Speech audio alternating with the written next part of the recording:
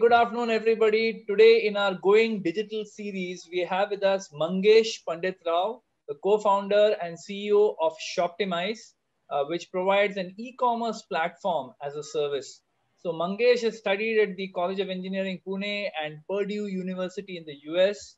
He's worked at companies like Infosys and JDA before he became an entrepreneur. He's a second-time entrepreneur now since 2012 with Shoptimize, and today he's going to be sharing his experience about what it takes to digitize a business. Welcome to the Going Digital series, Mangesh.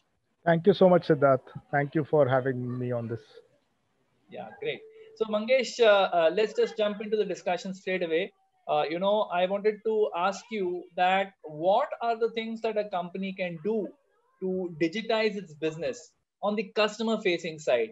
So, are there any variations on this by, what is the size of the company, what kind of industry? So if you can just share a few use cases and, help us to get off the ground on this topic. Absolutely. So actually the last 1 year has been pretty phenomenal from a digital standpoint, right? Most people were restricted in their movements, were not able to get out, and were connected to the rest of the world primarily through the internet. And this was a very interesting era in the life cycle of digital, because almost every brand, every company, whether it's B2B or B2C, whether it is primarily offline or was already online, all of these companies had to think about how digital has to be woven into the overall strategy. And we have seen some great stories in the last 1 year of companies that, of course, a lot of them had invested in this channel a lot before the pandemic really hit. But even others who kind of realized this along the way and have been able to leverage digital as a channel to ensure that their business growth and their customer services is well protected, have actually done really well over the past 1 year or so. So when it comes to digital, again, we primarily work in D2C or consumer brands selling to end customers online. But we also have customers in the B2B space. We have customers who are exporters, who export their products to several countries across the globe. And all of them have seen a spike in engagement with customers as well as growth in business through digital in the last 1 year. Okay, great. And have you seen any variations in terms of size of companies or the type of industry where digitizing the business works better? So actually, let me just address the size first. I think regardless of the size, whether you're small or big, I think digital is here to stay, right? But what are the channels? What are the right investments based on the size that you are? They differ. So, for example, for smaller companies, it's very important to have a digital presence such that your customers, your existing as well as new customers you're trying to get in, can reach out to you, right? But as you grow and as you look at larger companies, it's also a way for them to find new customers and expand markets and expand reach of their products as well. So when it comes to size, I think it matters across the board, but it matters. Different things matter at different stage. It starts with visibility, awareness of the brand. It starts with influencing, and then eventually performance and conversions to actually drive business. So that's on the size front. On the sector front, we always used to think that brands that or sectors that are already doing very well on marketplaces, for example, consumer electronics, fashion, we've seen groceries, all of that, those are the only ones that would do well digitally as well. But we've been pleasantly surprised, with a lot of very different examples of companies that we typically wouldn't have thought. Like one of them is a chemical exporter, out of Okay. India, and for them to actually leverage digital, and to kind of pick that, and we ourselves were not sure whether what value we would add, etc. But over the last 3 months, they've seen some big growth because they're not able to travel, meet customers, Yeah, but customers are able to reach them. So in terms of sectors, again, it's impacted all sectors, and with varying degrees, of course, of impact. And we have seen this work for almost everybody. So today, no matter what your business, if you don't have a digital side to the story, it's very difficult to kind of build and scale that business. great. So how does a company begin this kind of a digital journey? Are there any prerequisites before they start? Yeah, so what we've seen when it comes to the digital journey, one of the things that people always underestimate is content. Uh, People really don't have a lot of good content, and they don't have it digitized. Hmm. And by that I mean content about their brand, their people, the mission they are on, eventually their products, and even when it comes down to their policies, or various elements of content that build trust eventually, right? So content is something that I would say is the first step, right? And you can always start with disseminating that content through existing social media channels, like Facebook, LinkedIn, depending upon what business you're in, Sure. and where your audiences lie. So that's number one. I think everything starts with building content. Second is the ability to tell a very strong story um, online, right? Because people are not really buying products. I mean, yes, they are buying products if they have a dire need, but that need is usually satisfied by something that is already existing in the market. So if you're trying to create a new brand or a new product line, you're trying to build a story and get more and more people associated with that story, so that you can get them to become long term customers and add lifetime value to you as a brand.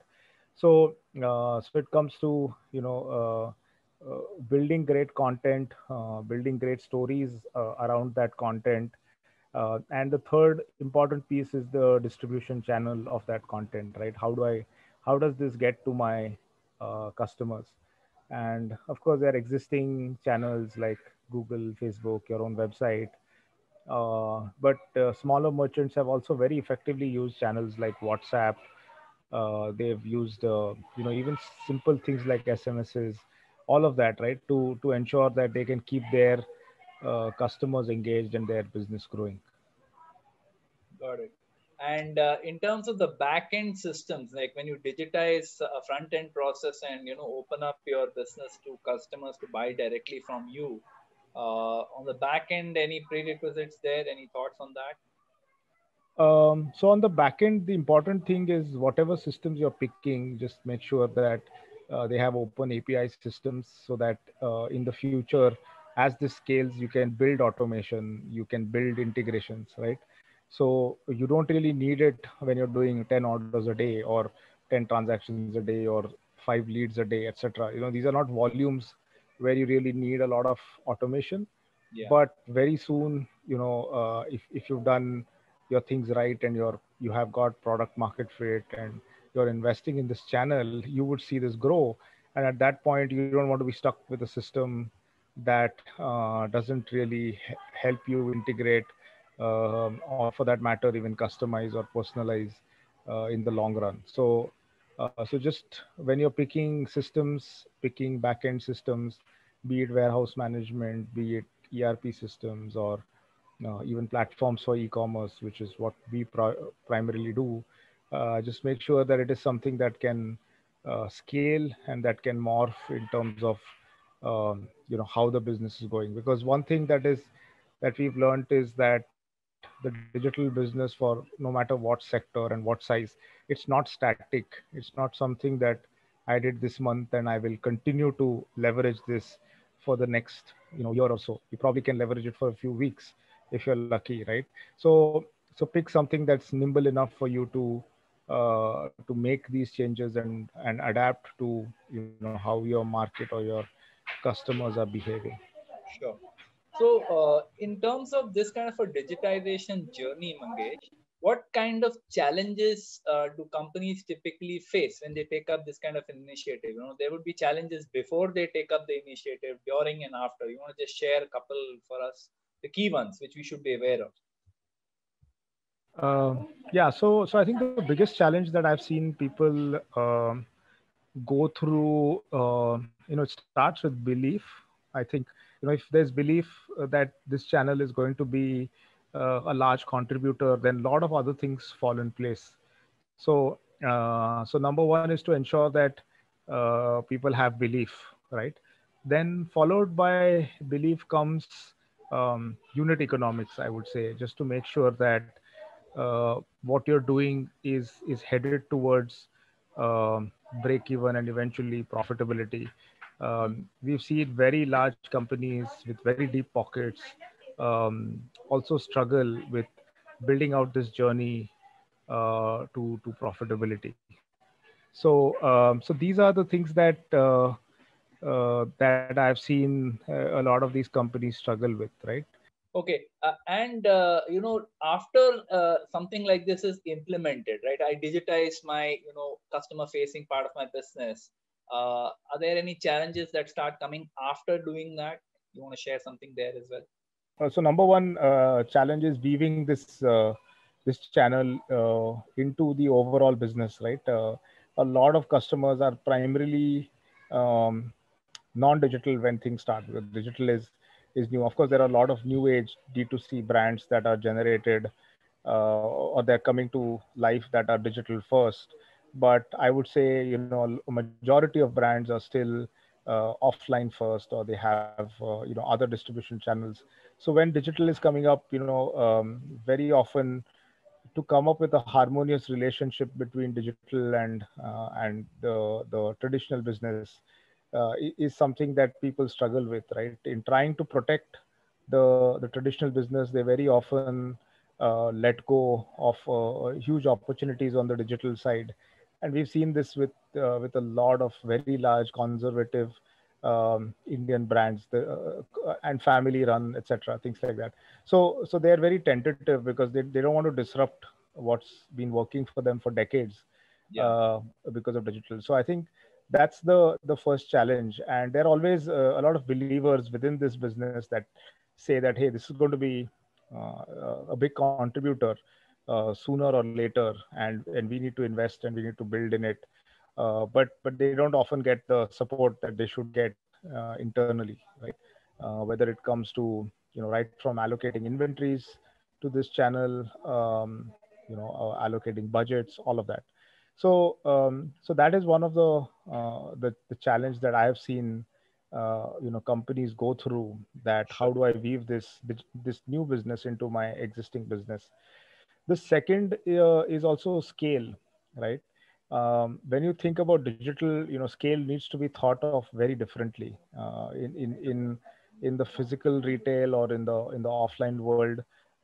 Scale works very differently, right? You cannot just quadruple your business like within a week. It's just never happened, right? But in digital, it's possible, and you should be able to think about that scale and uh, at least aspire and build for that scale. uh, and very often when you think about it and work towards it, you achieve it. But very often people are restricted in the way they approach even digital, because of what they've done in their traditional businesses. Makes sense. So, on this journey, how does one track progress, Mangesh? I mean, this whole digitization journey, how does one track progress here? Yeah, so some of the fundamentals remain the same, right? Whether it's digital or offline. So fundamentally, contribution to revenue and contribution to growth, and eventually contribution to bottom line. I think those are pretty standard metrics that work across industries, sectors, and size of business, right? So how much of a big contributor has this become? How fast is it growing? And how much money I'm likely to make in the long run. So we've seen a lot of businesses that we see questionable unit economics and all of that, that when and how are they ever going to make money. But having said that, all of them have a roadmap, or they have a plan in their back pocket to at some point get to a point where this channel is not just a growth and a top line driver, but a bottom line driver as well. So I think these are the three key metrics, right? And then of course digital comes with its array of hundreds of metrics, depends on what you want to do, right from traffic conversion ratios, click through rates, all of that, right? But that can be left to people at the operations level to think through. But at a strategic level, I think the core metrics matter. Got it. And what is the kind of payback that an organization can expect, and at what scale does this digitization really start making sense? So from a scale perspective, I think digitization makes sense at all scales, right? Of course, the degree to which you do it, how much you invest, and what returns you can expect are very different. And I'm basing this on, of course, the few hundred brands that we've worked with, but also at home, like my wife is a photographer and she's used Instagram quite a bit to actually grow her business significantly. So I've seen different scales, different sizes of companies. So I continue to believe that it has a role to play regardless of size or sector, right?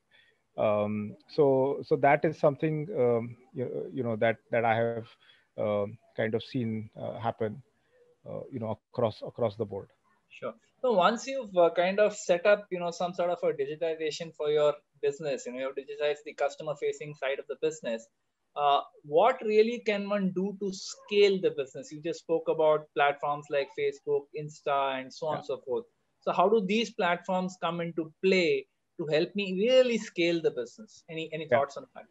Yeah. So few things to kind of note when you are thinking about scale when it comes to digital, right? Number one is historically people are used to, um, kind of spray and pray campaigns or outreaches, right? Where you put up a holding on a certain street and you hope that your potential customer would see it and it would be in business for you. What changes with digital is the ability to reach that one customer at that one time of need for your product or service, right? And that is something that I've seen very few companies actually do well. So to understand that it's no longer about doing a lot uh, at you know at a much higher level. It's more about how do I find that one customer, reach out with the right message that's going to convert that. So that's very important when it comes to digital. The second piece is also to kind of look at how to leverage lifetime value out of a customer you've acquired. How do you ensure that the customer that you spent potentially good marketing dollars on to acquire now becomes a regular customer and eventually a brand ambassador? And again, then what I originally started this conversation with is your stories around the brand. It's about your content and all of that keeps these companies engaged. And there are quite a few companies in India that are doing an excellent job around this, and actually now reaping the benefits of investments they've been making over the years. Lovely. So, Mangesh, these are all very good inputs. Thanks a ton for the inputs you gave to us. I think this is very insightful. I'm sure our audience would love to hear some of these insights that you shared with us. Thanks so much for your time today. Thank you so much, Siddharth, and thank you again for having me. And I really enjoyed this conversation. Thank you. Thank you. Thank you. Bye.